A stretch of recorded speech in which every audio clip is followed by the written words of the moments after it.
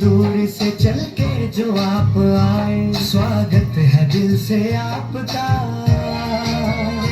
स्वागत है दिल से आपका, तशरीफ आप लाए, स्वागत है दिल से आपका, तशरीफ आप लाए, खातिर हमारे दूर से।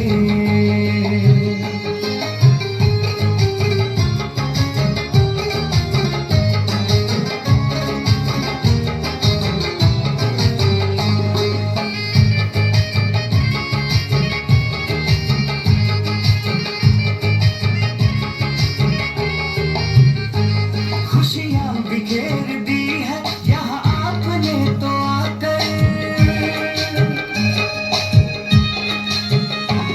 खुशियाँ बिखेर दी है यहाँ आपने तो आकर, ये वक्त सज गया है तुम्हें अपने बीच पाकर, तुम्हें अपने बीच पाकर, अपने बीच पाकर। देखो प्रभु भी आपको यहाँ देख के हर्षाए, स्वागत है दिल से आपका, स्वागत है दिल से आपका, तशरीफ आप लाए। ગુરુજનો તથા વહાલા વિદ્યાર્થી મિત્રો, આજે હું તમને કન્યા કેળવણી અંગે થોડીક માહિતી આપીશ. ભારત જેવા વિકાસશીલ દેશમાં સ્ત્રી શિક્ષણ એ અત્યંત અગત્યનો મુદ્દો છે. લાંબા સમયથી સ્ત્રીઓને શિક્ષણથી વંચિત રાખવામાં આવતી હતી, પરંતુ આજે સમય બદલાઈ ગયો છે.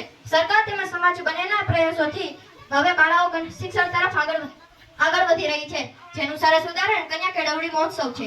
કન્યા કેળવણી મહોત્સવની શરૂઆત ગુજરાતના ભૂતપૂર્વ મુખ્યમંત્રી અને હાલના વડાપ્રધાન શ્રી નરેન્દ્રભાઈ મોદીએ 2003માં કરી હતી, જેનો મુખ્ય સંદેશ બેટી બચાવો બેટી પઢાઓ છે. જેના મુખ્ય સંદેશમાં કન્યા શાળાને પ્રોત્સાહન આપવું, શાળા છોડેલા બાળકોને ફરીથી શાળામાં પ્રવેશ આપવો અને મહિલાઓને જાગૃત કરવી છે. આ રીતે વિવિધ પ્રવૃત્તિઓ યોજવામાં આવે છે. કન્યાઓને સાયકલ, કીટ વગેરે આપવામાં આવે છે, જેનો માત્ર એક જ આશય છે, સ્ત્રી અને બાળા બંને શિક્ષિત થાય. શિક્ષિત માતા પોતાનું બાળકોનું ઘડતર વધુ સારી રીતે કરી શકે. આ પ્રયાસ દ્વારા રાષ્ટ્રના ઘડતરમાં મદદરૂપ થઈ શકાય. તે માટે ચાલો આ કાર્યમાં ભાગ લઈએ અને સમાજને આગળ વધારીએ. જય હિન્દ.